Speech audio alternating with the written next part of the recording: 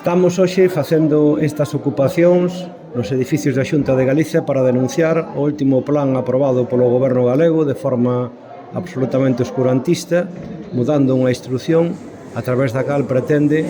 seguir na criminalización das persoas traballadoras, vulnerando o dereito á saúde. Nesta ocasión, o que se fai é cederlle as mutuas, pasar por riba das inspeccións médicas e dos médicos de familia a competencia na diagnose, seguimento e xestión das baixas laborais. O Partido Popular, na súa obsesión de facer seu a mentira repetida 1000 veces da patronal de criminalizar as persoas traballadoras cando están enfermas,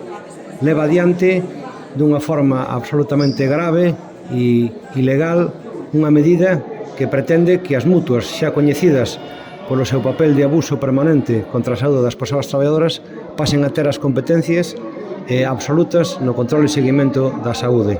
Isto significa afondar na privatización da sanidade pública.